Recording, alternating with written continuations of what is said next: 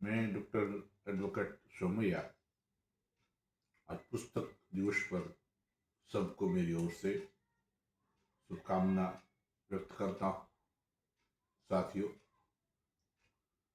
पुस्तक को लोग निर्जीव समझते हैं, लेकिन पुस्तक निर्जीव होने के बावजूद भी बहुत लोगों को महान बनाती है।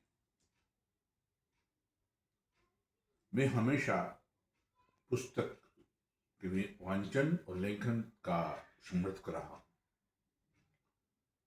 हमारे महान दार्शनिक नेता, आध्यात्मिक पुरुष स्वामी विवेकानंद का कहना है कि जिस घर में ग्रंथालय नहीं है वो घर स्मशान है, कब्र है। भारत से सबसे ज्यादा पढ़े लिखे महापुरुष डॉक्टर बाबा साहब अम्बेडकर कहते हैं कि जब मेरा पुस्तक प्रकाशित होता है सबसे अधिक खुशी उस दिन मुझे आती। साथियों, पुस्तक ऐसे जब पढ़ते हैं इमीडिएटली हमारे जीवन में कुछ फर्क नहीं होता, लेकिन जैसे जैसे दररोज हमारी हैबिट पुस्तक पढ़ने की बढ़ती है वैसे वैसे हमारे जीवन में लिटिल लिटिल चेंजेस आते थे। एक डेरेन हार्डी की किताब है कंपाउंड इफेक्ट। कंपाउंड इफेक्ट ऐसी इफेक्ट है जो इमीडिएट इफेक्ट नहीं करती है, लेकिन धीरे धीरे हमारा जीवन सुख, समृद्धि और स्वास्थ्य में ट्रांसफॉर्म हो जाता है।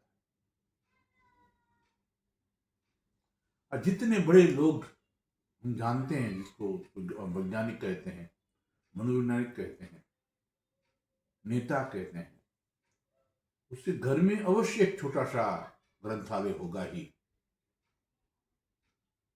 इंग्लिश में दो शब्द है, लेटेंट और टैलेंट। लेटेंट मतलब छुपा हुआ और टैलेंट मतलब हमारी स्किल। जो जब हम पढ़ते हैं तो हमारा जो लेटेंट नॉलेज है वो टैलेंट में कन्वर्ट होता है। हमारी अंदर की जो ऊर्जा है, हमारी अंदर की शक्ति है, वो एक प्रेरणादायी किताब के माध्यम से सक्रिय होने लगती है। हम आज कोई प्रेरणादायी किताब पढ़ते हैं तो हमारा दिमाग अलग सोचने लगता है। जब आज कोई आदमी अच्छी किताब पढ़ता है तो उसका रहन सहन में परिवर्तन आ जाता है, बोलने में परिवर्तन आ जाता है, कपड़े पहनने में परिवर्तन आ जाता है। सब लोगों को पता नहीं चलता कि आदमी बदल गया है, लेकिन जिस किताब के माध्यम से आपके अंदर बदलाव होता है, आपको विश्वास होने लगता है कि मैं भी आगे बढ़ सकता हूं, मैंने भी क्षमता है। और वॉरेन बफेट, बिल गेट्स जैसे आज के धनाढ्य पुरुष किताब पढ़ते हैं। किताब पढ़ने से जो इनर पावर है वो एक्टिवेट होता है। और जब हमारी हमारी नजर के सामने कोई किताब आ जाती है, अपने आप नहीं आती, और लॉ ऑफ अट्रैक्शन के माध्यम से आती है। कोई विशिष्ट महानुभाव से, कोई बड़े महानुभाव से, कोई बड़े ओरा वाले आदमी के माध्यम में हमारी मुलाकात होती है तो अपने आप नहीं होती है, और लॉ ऑफ अट्रैक्शन होती है। जब हम बार बार अच्छा सोचते हैं, अच्छा देखते हैं, अच्छा पढ़ते हैं, अच्छा वर्क करते हैं, और हमारी जो जो कम्युनिकेशन स्किल है उसमें लव आ जाता है, तब धीरे धीरे धीरे हमारा व्यक्तित्व चेंज होने लगता है। आप देखा होगा कि बहुत से 60 साल के लोगों को चेहरे में वो स्मित नहीं देता, वो तेज नहीं देता, लेकिन जो आदमी डेली पढ़ता है, डेली लिखता है, डेली सुनता है, डेली नया नया कुछ करता है, वो आदमी के चेहरे पर एक चमक होती है। वो चमक किताब की पढ़ने की ताकत की वजह से आती है। निकोलस जेम्स या निक विजिश आप सर्च करोगे तो अभी दिखेगा आपको यूट्यूब में, जिससे यहां से हाथ नहीं है, यहां से पैर नहीं है। उसका जन्म 1984 में हुआ है। वो आज भारत में नहीं, विश्व में सबसे ज्यादा महंगा मोटिवेशनल स्पीकर है। जब वो बच्चा का जन्म हुआ तो उसका हाथ पांव थे नहीं, माता पिता चिंतित थे, लेकिन माता पिता ने उनको हिम्मत दी। खास करके उनकी माता ने बहुत मोटिवेट किया। उसकी माता ने एक आर्टिकल पढ़ा न्यूज़पेपर में, उस बच्चे को दिया कि बेटा देखो, विकलांग लोग भी सफल हो जाते हैं। वो आर्टिकल निक विजिस पढ़ता है और आप कैसे सोच सकते हैं कि जिस आदमी के यहां से हाथ नहीं है वो कैसे लिखता होगा, कैसे ब्रश करता होगा, कैसे बोलता होगा। जब इनर पावर जाग जाता है आदमी का तो ये होने लगता है। प्लेटो की टीमिश किताब वर्जिन हाइजरबर्ग ने जब पढ़ी तो वर्जिन हाइजरबर्ग स्कूल के संतरी थे। वो किताब एक आदमी उसको प्रिंसिपल को देने के लिए देखे गए थे कि प्रिंसिपल साहब को दे देना, लेकिन वो किताब वर्जिन हाइजरबर्ग ने पढ़ ली और वर्जिन हाइजरबर्ग आज भौतिक शास्त्र के महान वैज्ञानिक माने जाते हैं। उसके आगे डॉक्टरेट लगता है, उसको नोबेल अवार्ड मिला है। डॉक्टर बाबा साहब आम्बेडकर के पिताजी आर्मी में प्रिंसिपल थे, तो बाबा साहब को 6-7 साल की उम्र में इंग्लिश पढ़ना आता था। 1907 में 1907 में जब डॉक्टर बी आर अम्बेडकर ने मैट्रिक पास किया तो अस्पृश्य समाज के पूरे भारत के प्रथम व्यक्ति थे, उसका सम्मान हुआ था।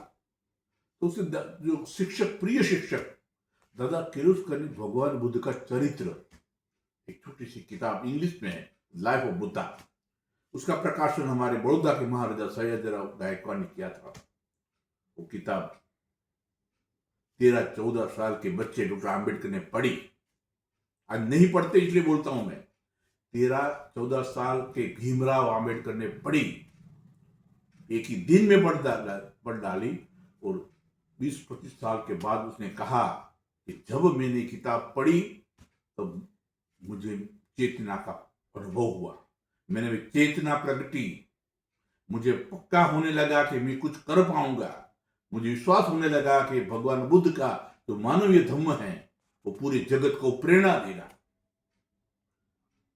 चारित्र मेरी प्रथम शक्ति है, सदाचार मेरी दूसरी शक्ति है, निरंतर स्टडी करना मेरी तीसरी शक्ति है। ये सबका जन्म द लाइफ ऑफ बुद्धा पढ़ने के बाद डॉक्टर आम्बेडकर को हुआ। हम अब्दुल कलाम की बात करते हैं, डॉक्टर मनमोहन सिंह की बात करते हैं, तो वो लोग का जीवन भी अच्छी किताब पढ़ने से चेंज हुआ है। तो मैं सब युवाओं को, आज पुस्तक दिवस है, सब युवाओं को अपील करता हूं कि कम से कम एक आर्टिकल जो आपको आप में ऊर्जा भर दे, ऐसा आर्टिकल आप पढ़ो। उस आर्टिकल का जो मीनिंग होता है वो मीनिंग के अनुसार अपनी नई जिंदगी जीना शुरू कर दो।